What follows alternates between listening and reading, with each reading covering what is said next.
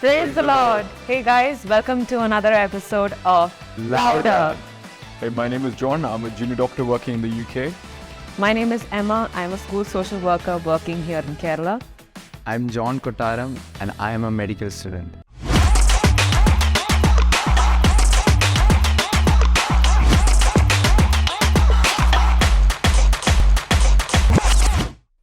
Isaiah chapter 1 verses 5 says, the whole head is sick and the whole heart is faint. From that Bible verse itself, we can just relate it to the present world as well as ourselves.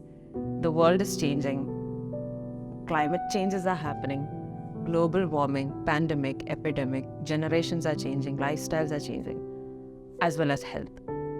New diseases that we've even heard of, even probably in the history of the world, people haven't heard of. People are just getting sick. It's not just because of poor immunity or anything. Mentally, mental health is something that is coming up right now, which was not addressed earlier, back in our parents' time or grandparents' ancestors' time. But now, that is one of the reasons or statements that people are bringing up, mental health. A good mind is a good body. Everything is connected. So, like that, people get sick, not in different aspects, right? Yeah. So when we look at sickness, there are three main aspects to it.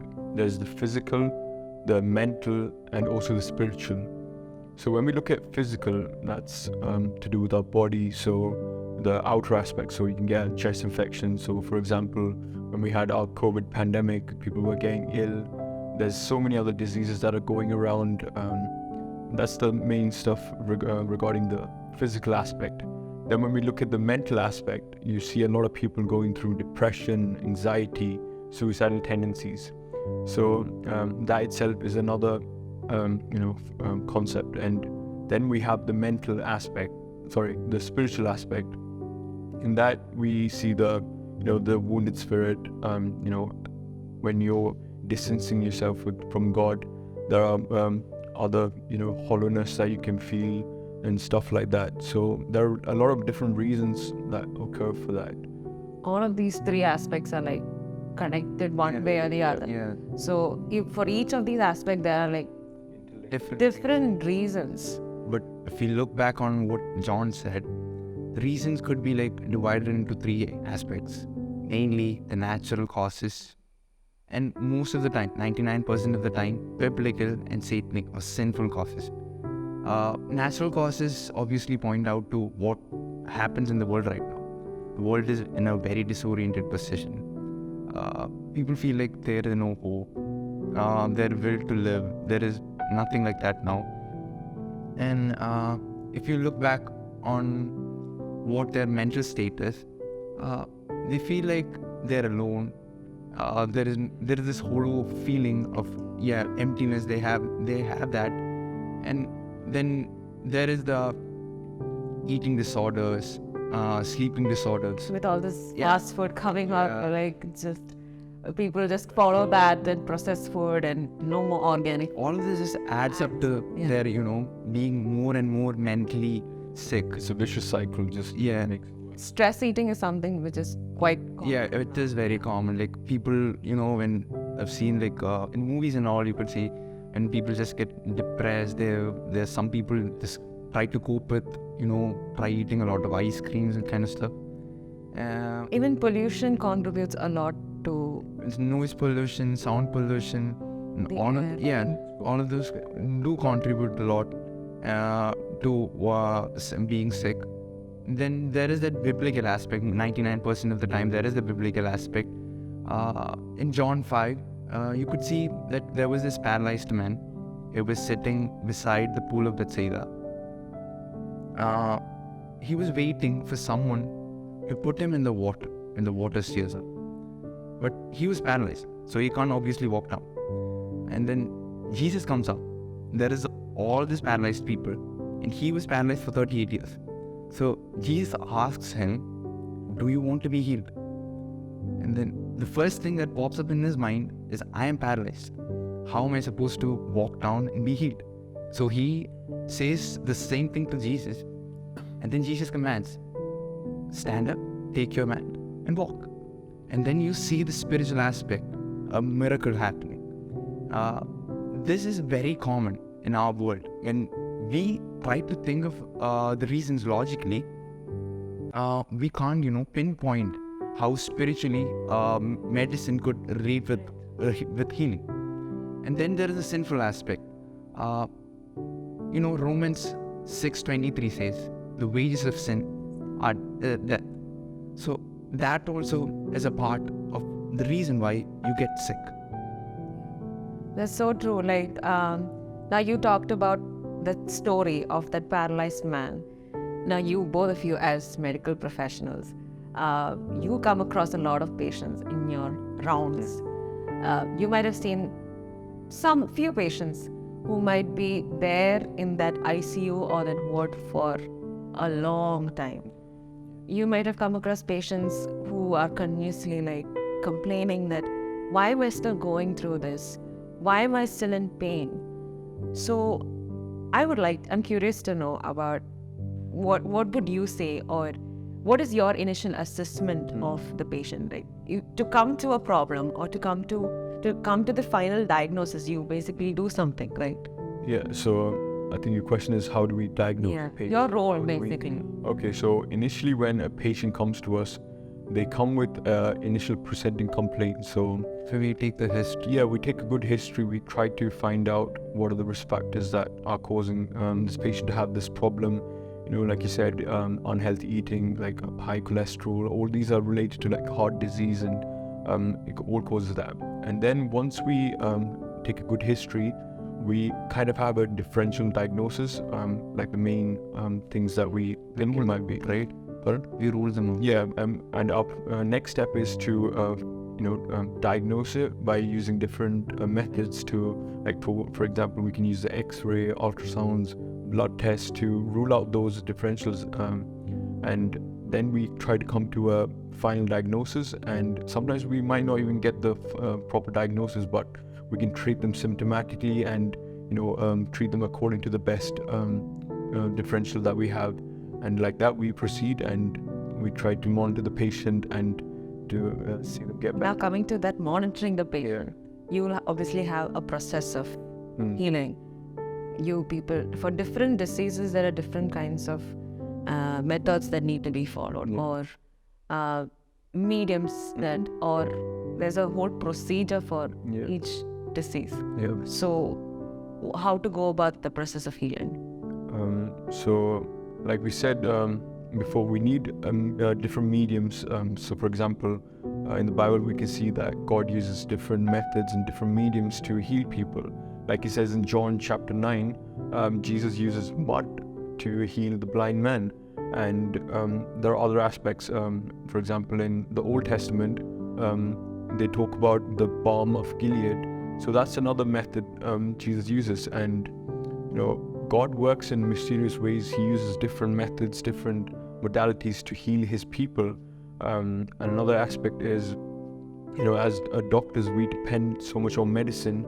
And when we look at Sirach chapter 38, it talks about the role of a physician and the role of medicine, which itself God created. God gave us the knowledge on how to find these medicines and how it works. It's really fascinating when you think about it. I recently had this patient. He came in with shortness of breath.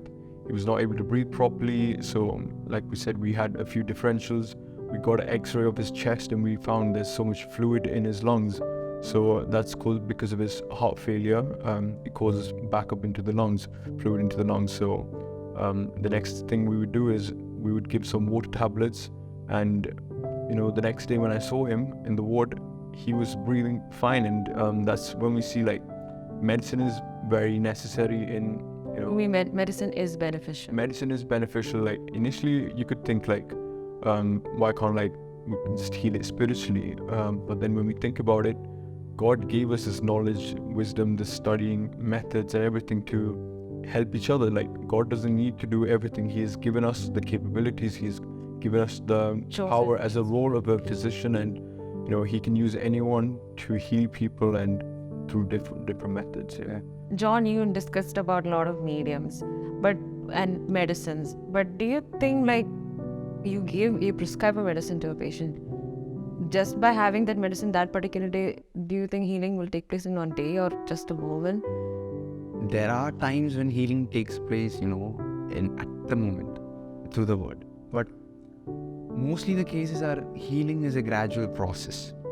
So the Bible teaches us in Ecclesiastes 3 that healing or anything, everything has a time.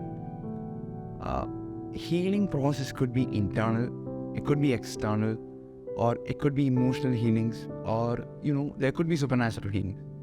Internal healings are when you get sick, like for the COVID, you take medicines, and then you take antibiotics, and then at some point when you feel like you're better, people just stop the course in the middle, and then they get sick again. That is the part internal healing comes up. You have to continue through the course. The treatment plan. The treatment. Yeah, you have to continue through it. And then there is the external healing. I had a dislocation in my leg, and then for 2 months I couldn't walk. When they removed the plaster, it was really hard to move my legs. Then there was like 3 weeks of physiotherapy. Slowly the movement came back. It was hard first and painful, but gradually it came up. Yeah. That is a gradual process of healing. Then there are the emotional healing. For example, in John 4, the Samaritan woman's incident, when she was in a total state of confusion in her life, she wasn't even knowing what she was doing.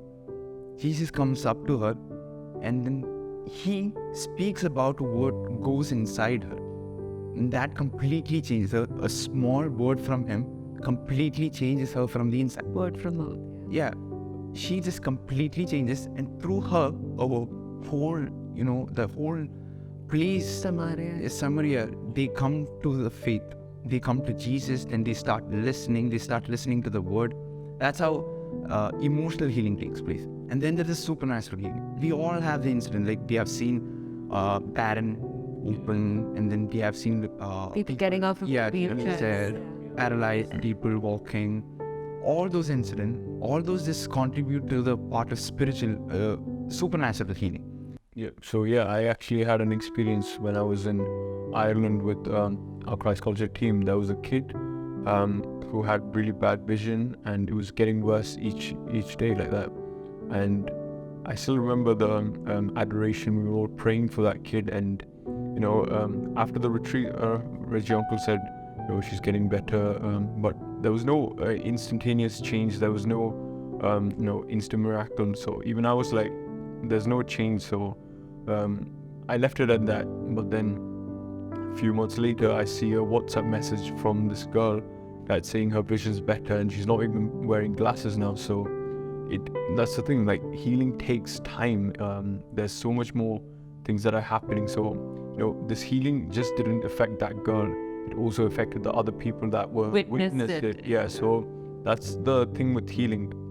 God uses it to touch a lot of people, like that Samaria woman. Healing should be, there should be equal importance to medicine, and also for the spiritual aspect. The faith and medicine together. Yeah. You should take them both together. Yeah. Some people just put more weight on medicine. Yeah. Some people, they just feel faith could heal everything. Yeah, like it says in Wisdom 16:12, it says, "Herb no poultice heals, but it is the word of God that heals." So we shouldn't just depend on medicine, but bring it all together, because God created everything. And so summing up on what we discussed, like everything makes sense now. Like God uses creation, any mediums for the healing and in the process of healing, because ultimately He is the creator. If look at ourselves, we are also created in the image and likeness of God. Everything around us is also created in Him, through Him, and for Him.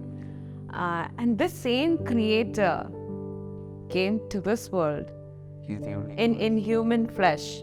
In person He came. And we discussed a lot of stories of miracles. The real miracle worker came down, spoke in parables, brought healing not just through different saliva mud, but through the word. He himself became the word. So the same creator who created us, the same hands that molded us, the same hands were pierced for us. And this is in Isaiah 53, by his wounds we are healed. We are healed. He became the ultimate physician. Ultimate physician, Jehovah Rapha, the healer. So my dear friend who is watching and listening to us right now, probably you are going through a physical a sickness. Mentally you might be broken. Spiritually you might feel that you're far away from God. This God who died for us 2000 years ago defeated death. So what else he cannot defeat? He can defeat anything. He has conquered the world just for you and me, so that we receive that life in abundance. Enjoy the life in abundance. And he has created us in his own image. And what are we? We are more than conquerors in him who loved us. So we'll come back with another episode. Wait and watch. God bless. God bless you.